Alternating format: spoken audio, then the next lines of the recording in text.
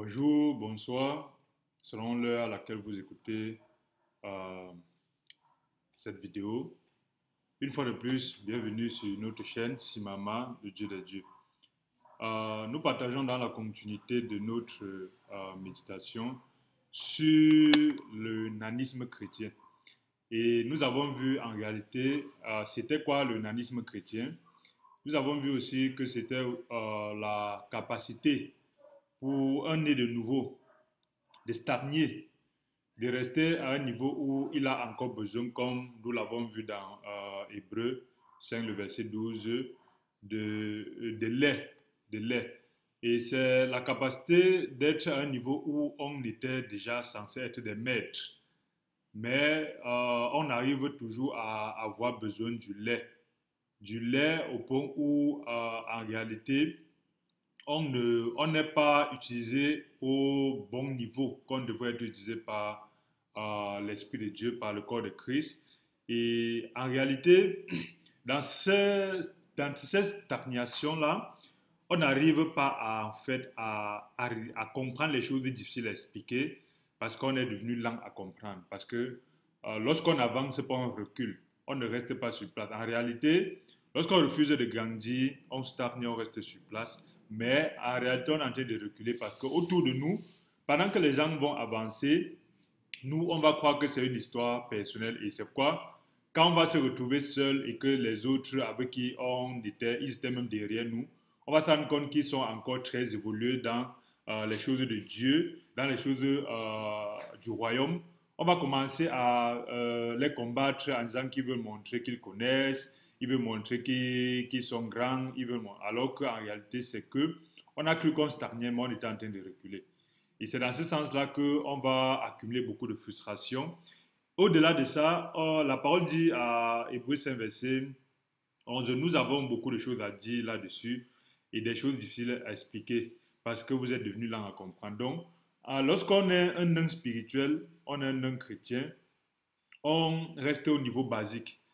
Au niveau basique, c'est au niveau du B à bas, au niveau de l'enfantillage. Et c'est pourquoi Paul pouvait continuer de dire, vous en effet qui depuis longtemps deviez être des maîtres, vous avez besoin qu'on vous enseigne les premiers rudiments. Un signe des non-chrétiens, c'est qu'ils ont continuellement besoin qu'on les apprenne le premier rudiment. Et ces derniers temps-ci, j'ai rencontré beaucoup ce que là, quand Dieu m'enseignait sur le nanisme chrétien, c'est que un signe des gens qui sont dans une mouvance, qu'ils ne perçoivent pas de nanisme chrétien, c'est qu'ils disent que ils sont en période de formation. C'est extrêmement important de ne pas jouer avec les principes. Les principes sont basiques. Les principes, c'est qu'on a autorité que si on est sous l'autorité. Les principes, c'est que nous devons continuellement, jusqu'à la fin de notre vie, recevoir des autres. Les principes, c'est que nous devons continuellement, jusqu'à la fin de notre vie, être enseignés, être exhortés par les autres. Mais les frères non chrétiens utilisent ce principe-là pour se cacher derrière le fait que, parce qu'on doit être enseigné par les autres, soi-même, on ne doit pas en réalité grandir au point où on peut soi-même dire, voilà quelque chose qui vient de moi que Dieu m'a donné, voilà une exhortation qui vient de moi que Dieu m'a donné, voilà un cœur qui vient de moi que Dieu m'a donné, où on peut transmettre aussi. Les non spirituels sont des éternels trous noirs. Ils reçoivent tout, mais rien ne sort. Et même lorsque ça sort, ce qui sort est de qualité inférieure à ce qu'ils reçoivent. Ça veut dire quoi? C'est très décevant pour moi qui enseigne par exemple les arts martiaux. Lorsque j'enseigne mes élèves, le but c'est qu'ils soient autant forts que moi ou plus forts que moi. Et lorsque j'enseigne et pendant des années, il reçoit, et qu'à un moment donné, quand je lui dis, en ce moment, tu es censé avoir déjà compris ce que je suis en train d'enseigner pour faire et ajouter même ce que Dieu t'a donné comme talent dans ce domaine-là, il s'assoit encore en disant que j'attends encore que tu m'enseignes.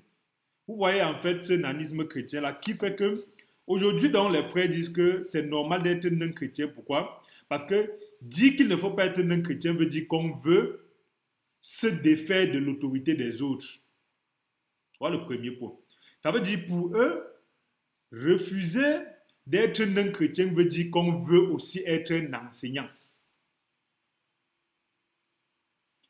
pour eux dire que ce n'est pas normal qu'après autant d'années, autant de mois, autant d'années de cheminement avec Dieu, que vous soyez toujours des bébés spirituels qui avaient encore besoin de lait. Et c'est Paul qui le dit.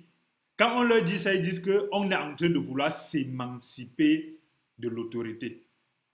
Alors qu'à quel moment grandir en Dieu empêche qu'on puisse recevoir de ceux qui sont devant.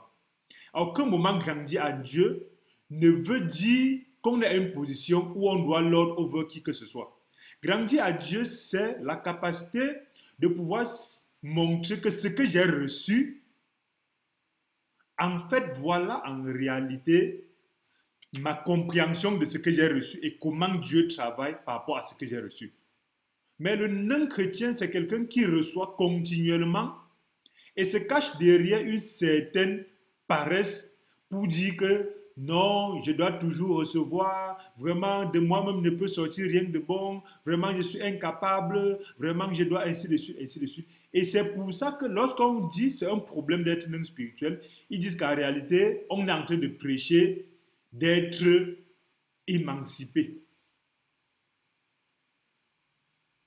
Et c'est pourquoi ils peuvent donc venir en réalité créer des amalgames, de faire croire que c'est normal d'être continuellement au niveau où on est bébé spirituel. Et les manifestations du sénanisme spirituel, c'est quoi? C'est que sur des sujets pertinents, les non-chrétiens ne peuvent pas avoir une position autonome. Une position où il dit, voilà officiellement ce que l'esprit me met à cœur, voilà officiellement ma position. Leur position, c'est soit ils font une certaine hypocrisie et à un moment donné, ils font comme s'ils acceptent ce qu'on a dit alors qu'ils pensent le contraire. Et c'est ce que nous avons vu dans les religions où des gens étaient le serviteur. Quand Dieu m'a accordé la grâce que même en étant dans les dénominations, quand je n'étais pas d'accord avec quelque chose donné par la hiérarchie, je disais sur ce point, je ne suis pas d'accord. Et c'est toujours eux, les non spirituels, qui disaient que non, tu aimes trop t'opposer, non, tu es rebelle, non, tu es ceci. Et demain, ils reviennent encore parler de ce point-là. Et ils ne se demandent jamais que, mais hier, on t'a combattu en disant que ce point-ci, ce point-ci, ce point-ci, en fait, tu étais dans la rébellion. Aujourd'hui, nous sommes d'accord avec. Ils ne se remettent jamais en cause. C'est pour ça qu'aujourd'hui, lorsqu'on parle du nanisme chrétien, que c'est un problème, ils utilisent les mêmes mécanismes. Donc aujourd'hui, le nanisme chrétien fait que dans le corps de Christ, ceux qui étaient censés être des maîtres n'arrivent plus en réalité à pouvoir faire autre chose que de recevoir. Vous savez, les trous noirs, ce sont des corps célestes qui emprisonnent la lumière. La lumière a une vitesse de 300 000 km par seconde, je pense. Et lorsque la lumière frappe d'un trou noir, la lumière ne ressort pas. Les non-chrétiens sont des gens qui reçoivent perpétuellement et éternellement. Et une chose de marquant dans le nanisme chrétien, c'est la capacité de justifier le fait que on chie sur soi et on doit s'asseoir sur les déjections sous prétexte qu'on est spirituel et on veut montrer qu'on est en réalité en train de... Parce que comment est-ce qu'un enfant qui reçoit des enseignements peut montrer qu'il a assimilé ces enseignements-là s'il ne prend pas la peine de dire voilà ma position dans cette compréhension de ces enseignements-là? Ils vont dire beaucoup de choses qui semblent des choses spirituelles pour justifier une certaine paresse intellectuelle. Parce que partager ensemble, échanger ensemble, exhorter ensemble, réfléchir ensemble sur des thèmes bibliques ne sont pas des éléments d'enseignement ou des éléments d'écart de la doctrine. Les non spirituels sont donc aptes à un moment donné à manifester ce qu'on appelle dans le corps de Christ le christianisme verbeux, le christianisme des versets, le christianisme dont on parle sans expérimenter. Comment pouvons-nous parler des choses que nous n'avons pas expérimentées? Et comment expérimenter des choses si on passe le temps à écouter? Et voilà un peu des choses qui sont importantes et pour voir en réalité le fait que le nanisme chrétien est une abomination de notre point de vue. Lorsqu'on regarde la vie de Joseph, on ne peut pas regarder Joseph comme quelqu'un qui était un spirituel. Il était enfant et lorsque Dieu lui a mis à cœur quelque chose, quand il a parlé à ses frères et à son père, même son propre père a dit, tu voudrais que nous soyons tes serviteurs. Il a grandi, il a été vendu en Égypte, mais il n'est pas resté nain. Il a manifesté le don que Dieu a mis en lui de fructifier. Et même lorsqu'il est arrivé en prison, il a manifesté le don que Dieu a mis en lui. Et lorsqu'il est devenu bras droit de Pharaon, il a manifesté ce don. On peut voir de l'évolution. Lorsqu'on regarde la vie d'Abraham, on peut voir de l'évolution. Lorsqu'on regarde la vie du Messie, du Mashiach, de Yoshua, on peut voir la vie de l'évolution. Et c'est lui qui peut justement dire que, en fait, nous ne pouvons pas être cachés en lui et être des nains spirituels qui avons besoin perpétuellement d'être nourris au lait. Et ne pas avoir besoin d'être nourris au lait ne veut pas dire en fait qu'on est en train de s'émanciper du fonctionnement de l'Église parce que l'Église, indépendamment de notre fonctionnement, l'Église est structurée de telle sorte que nous avons besoin de la grâce de Dieu pour échanger entre nous les sacrificateurs. Donc, sortir du nanisme ne veut pas dire qu'on est en train de devenir indépendant et rebelle envers les autres. Parce que c'est ce que utilisent les nains spirituels aujourd'hui pour justifier leur nanisme et le fait qu'ils doivent être des perpétuels écouteurs des séminaires, les perpétuels enseignés, les perpétuels dirigés, les perpétuels, sous peut-être que dire que c'est un problème veut dire qu'on refuse d'être dirigé. Et dans ce cas-là, nous pouvons regarder le principe. Le principe, dans toute la parole de Dieu que nous avons rencontrée, le principe, c'est de grandir perpétuellement. Et dans Psaume 1, il est écrit, Psaume 1 donne en fait les techniques de base, un peu comme les techniques de base en karaté pour un enfant de Dieu. Il dit, heureux l'homme qui ne marche pas selon le conseil des méchants et qui ne s'arrête pas sur la voie des pécheurs. Ça, c'est une parole que tout le monde connaît, mais quand je méditais dessus, Dieu m'a montré clairement. Je me suis dit, mais c'est quoi la différence entre le méchant et le pécheur? Ça semble être des choses banales, c'est la base, le méchant, c'est il est méchant, le pécheur, c'est il est pécheur. Non. Pourquoi il a parlé de deux types de personnes dans la même phrase? Et l'Esprit me montrait en fait que l'homme qui ne marche pas en compagnie de méchants, c'est quoi le méchant selon notre entendement? Le méchant, c'est quelqu'un qui exerce son libre arbitre pour choisir le camp opposé de Dieu. Il exerce son libre arbitre. On n'est pas méchant par hasard, on n'est pas méchant par erreur, on est méchant par choix. Et lorsqu'on est méchant par choix, ça veut dire qu'on a choisi un camp qui est opposé au camp de la Torah. La Torah n'étant pas la loi, la Torah étant l'enseignement de Dieu. Parce que lorsqu'on a une mauvaise compréhension, une mauvaise définition des éléments de base dans la Bible, c'est pour ça qu'on a un christianisme virtuel. Jésus-Christ, en fait, est moins important. Le mot Jésus-Christ est moins important que le nom. Le nom Jésus-Christ a moins de poids que le nom Yeshua HaMashiach. C'est très important de comprendre ça parce que Jésus-Christ ne veut rien dire. Jésus-Christ, et c'est ça justement, lorsqu'on est un spirituel, on te dit que bon, c'est Jésus-Christ, j'appelle ça comme ça va. Ou lorsqu'on vient nous parler on vient nous dire quelque chose du genre, Yeshua HaMashiach a plus de pertinence, plus de valeur, plus de poids et plus de puissance que Jésus-Christ. On dit que non, c'est des choses compliquées, vraiment, vous voulez nous amener dans des choses compliquées. C'est justement le signe des nains spirituels. Pourquoi? Parce que Jésus-Christ ne veut rien dire. Parce que Jésus lui-même, c'est du français qui ne veut rien dire. C'est une traduction équivalente. Ce n'est pas significatif. Donc, Jésus-Christ n'a pas de signification. C'est l'équivalence de quelque chose en grec qui est Jésus. Jésus qui lui-même ne veut rien dire, mais qui est l'équivalent en fait de Yehoshua. Christ ne veut rien dire. C'est ça qu'on appelle quelqu'un Christ, ça veut dire, on ne peut pas dire Christ, mon nom, la Christ veut dire quelque chose. Non. Ce n'est plus une signification, mais c'est une équivalence de quelque chose. Et cette équivalence-là remonte jusqu'à être l'équivalent du Hamashia, qui veut dire au moins c'est en ce moment-là loin de Dieu. Et le Yehoshua qui veut dire l'éternel qui sauve.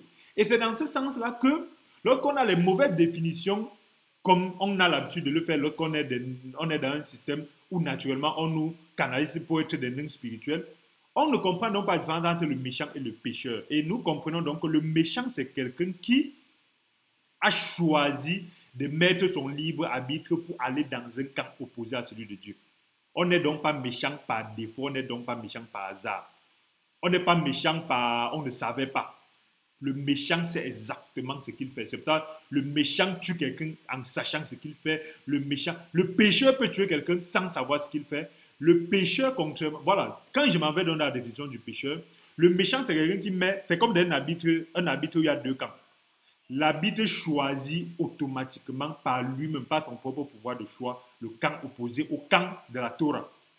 Qui est le camp? La Torah, c'est Dieu a créé toute chose. Il n'a pas besoin de nous expliquer, mais il a mis en fait un ensemble d'enseignements devant nous qu'on appelle la Torah. C'est l'ensemble des connaissances. Ce n'est pas la Torah juive. Même chez nous, à l'ouest du Cameroun, il y a la Torah. Un ensemble d'enseignements où nos parents savaient.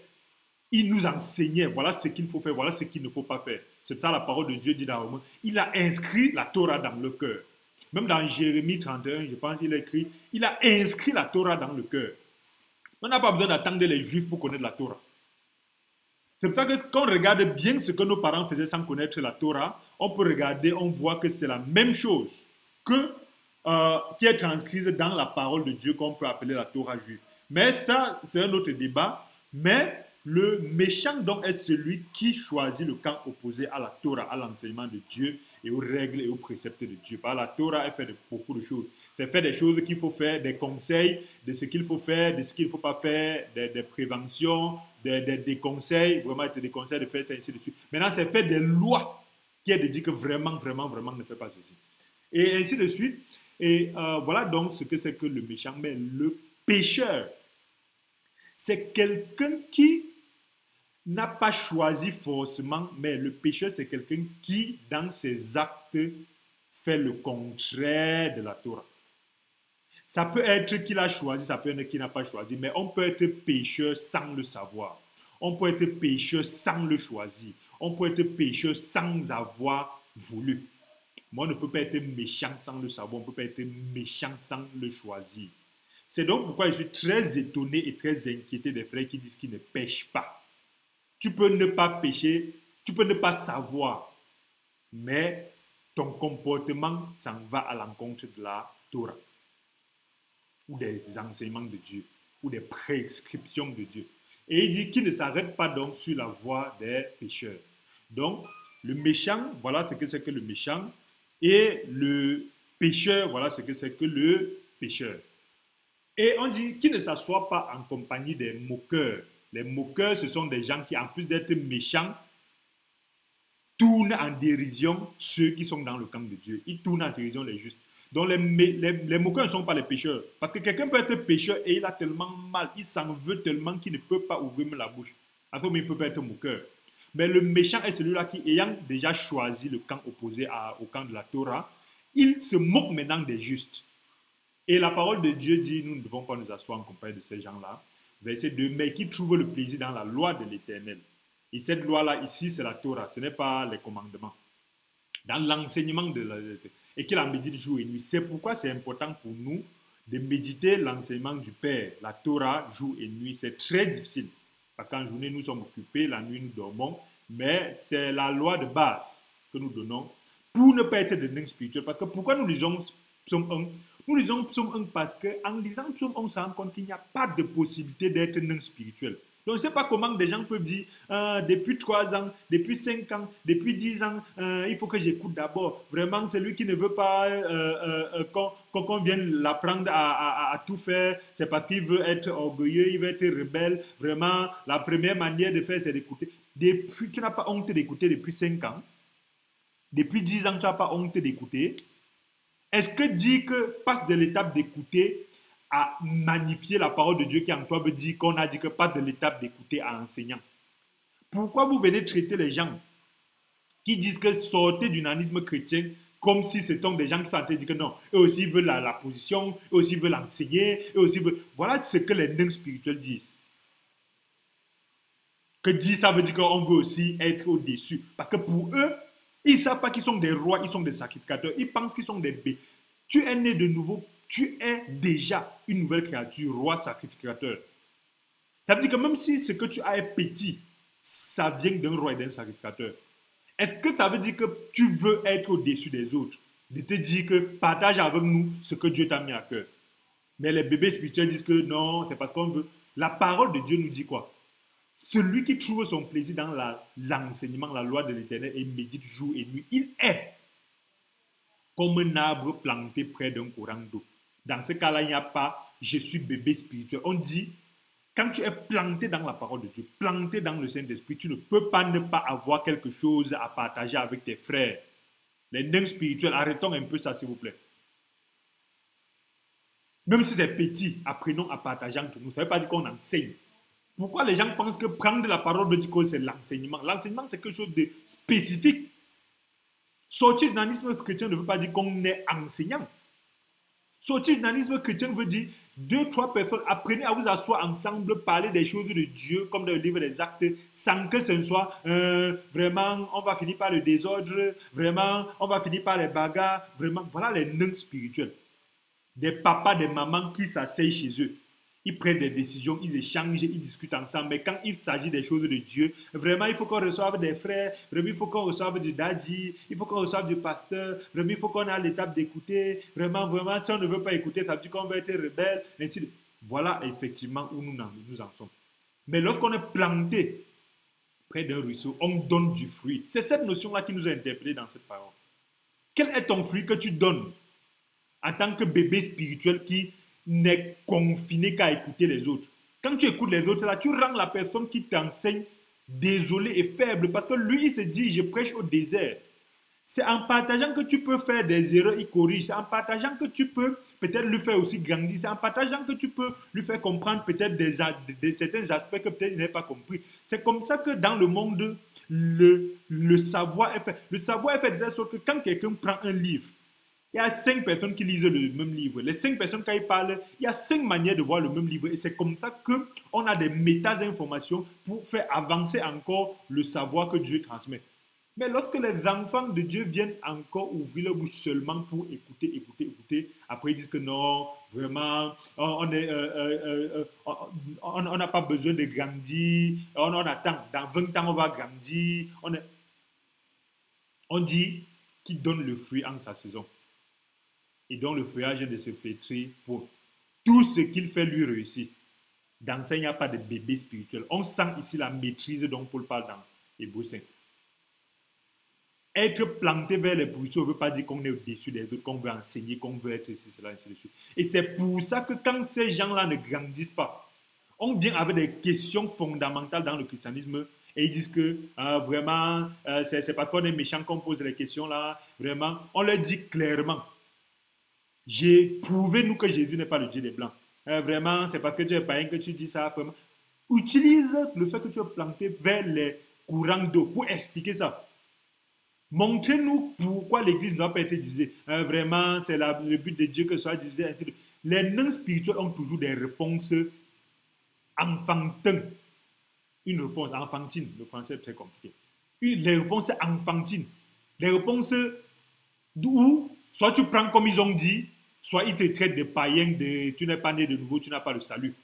Donc, quand ils disent quelque chose, les nains spirituels qui disent quelque chose, soit tu acceptes, soit tu es leur ennemi. Parce qu'ils ne savent pas les choses. La science, c'est des choses compliquées, des choses complexes. Pourtant, personne dans la Bible n'a encouragé qui que ce soit à rester au niveau où il est entré, il est venu vers Dieu. Et il dit, tout ce qu'il fait lui réussit. Il s'est fait de flétrir pour verset 4. Il n'en est point ainsi des méchants, donc des gens qui ont utilisé leur libre arbitre pour choisir le cas opposé. Ils sont comme la paille que le vent dissipe. C'est pourquoi les méchants ne résistent pas au jour du jugement. Parce qu'il y a toujours un jour pour la fin du match. C'est vrai, tu as choisi un autre camp, mais à la fin du match, les deux camps vont s'asseoir et on va donc voir les qui ont gagné et les qui ont perdu. Ni les pécheurs à l'Assemblée des justes. Donc le pécheur n'est pas forcément méchant, mais un méchant est forcément pécheur. Lorsqu'on a choisi d'être au camp opposé, on a mis son libre arbitre pour aller vers ce qui est contre la Torah. Et la Torah, le péché, c'est la transgression de l'enseignement de Dieu de la Torah. Car l'Éternel connaît les voies des justes et la voie des pécheurs mène à la ruine. Donc, particulièrement, le psaume 1 nous a fait comprendre, en fait, que c'est important de grandir en Dieu et c'est important de ne pas être un nain spirituel.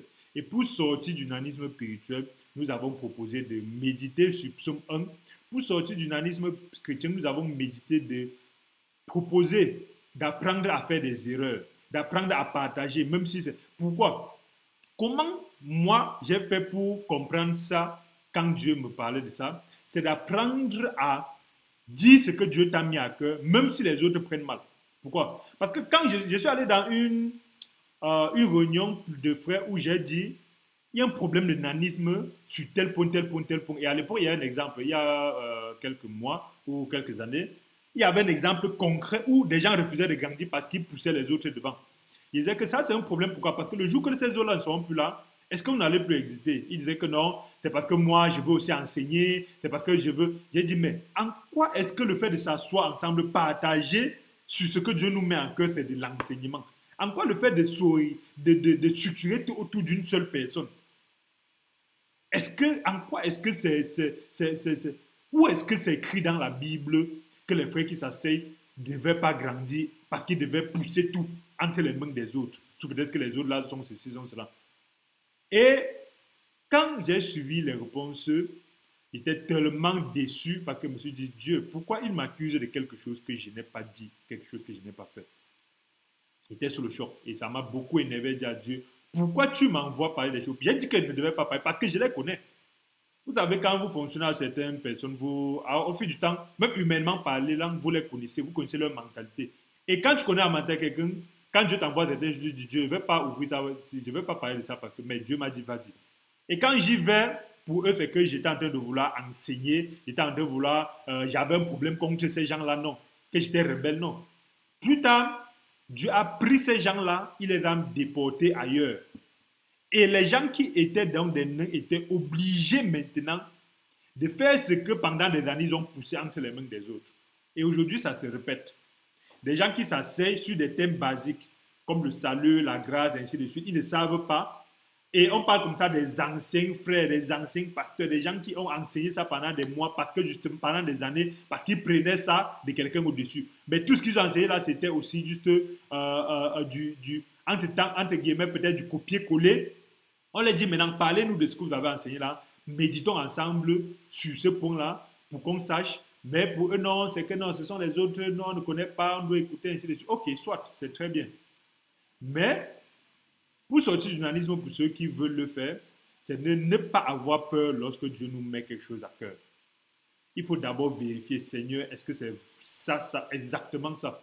Lorsqu'on a médité, on a médité, on a médité, et que Dieu a dit, effectivement, c'est ça, on parle et on ne cherche pas ça. Parce que, aujourd'hui, avant, quand je parlais quelque chose, j'insistais pour que ce soit compris. Non, quand je parle maintenant, je laisse. Apprenons dans le cœur de Dieu de pouvoir transmettre le message et laisser Dieu qui, en réalité, est celui-là le plus apte à expliquer ce qu'il veut qu'on comprenne, comprendre et expliquer lui-même. Donc, quand j'ai parlé du nanisme chrétien, quand j'ai écouté les interventions, avant que j'avais envie de réexpliquer, dire que non, c'est pas ça, ainsi de suite, j'ai laissé chacun dire ce qu'il veut. Mais l'Esprit de Dieu qui travaille dans le cœur de chacun va permettre de comprendre que tôt ou tard, on est obligé de grandir. Tôt ou tard, on est obligé de sortir du cocon. Tôt ou tard, on est obligé de passer de l'état de chenille à l'état de papillon. Et dans cet état-là, ce n'est qu'à travers ce qu'on appelle en informatique l'apprentissage par renforcement. L'apprentissage par renforcement, c'est la capacité pour un agent d'interagir avec l'environnement et de recevoir de l'environnement des corrections pour perfectionner en fait son algorithme interne pour pouvoir mieux avancer dans l'environnement. Et dans ce sens-là, le chrétien qui n'apprend pas à s'exprimer, montrer son point de vue, montrer la parole, comment il comprend, comment l'esprit lui met des choses à cœur, ne peut pas recevoir des corrections, ne peut pas recevoir un autre cœur, ne peut pas recevoir des améliorations que le Saint-Esprit permet. Et en ce moment, quand des choses difficiles vont venir, quand les gens vont venir à enseigner à nos enfants comment les choses compliquées des fesses, les choses compliquées des livres compliqués, les trucs occultes, le chrétien ne va pas savoir quoi dire. Parce qu'il va dire non, vous voulez montrer. Parce qu'aujourd'hui, quand on a dit le grandir, ah, vous voulez montrer que vous connaissez trop, vraiment, vous voulez trop chercher, vraiment, nous, on n'a pas besoin d'aller au-delà de 66 livres, vraiment, vraiment, on veut montrer qu'on est contre les autres, vraiment, c'est l'esprit de rébellion. Vraiment. Que Dieu nous aide à grandir en Dieu. Parce que lorsqu'on va arriver au ciel, il ne va pas tenir compte du fait qu'on était censé rester non chrétien. Tout le monde dans la parole de Dieu a eu à grandir. Et quand on grandissait, on était traité comme les autres. On était traité mal comme on était maltraité par les autres. Apprenons à grandir et naturellement que Dieu nous accorde la grâce de pouvoir largement aller au-dessus de ce que notre nouvelle naissance nous a mis à l'intérieur. Nous avons des dons, nous avons des ministères. Ce n'est qu'en essayant de faire le travail que Dieu a mis, le travail de sacrificateur. Le travail de sacrificateur, c'est de servir au temple. Ce n'est pas seulement d'écouter Aaron. Ce n'est pas seulement d'écouter les autres. C'est de servir, faire l'œuvre de Dieu. Et en faisant l'œuvre de Dieu, nous grandissons naturellement. Chaque année, l'habit de Samuel était changé par sa mère. Pourquoi? Parce qu'il grandissait. Frères et sœurs, vérifions que notre habit est changé chaque mois, chaque année, chaque mois. Vérifions que notre habit est changé chaque mois. Si nous avons le même habit, un mois après mois, comprenons qu'il y a un problème de nanisme, parce que les nains ne changent pas d'habit. Merci d'avoir écouté, merci et à bientôt. Si cette vidéo vous a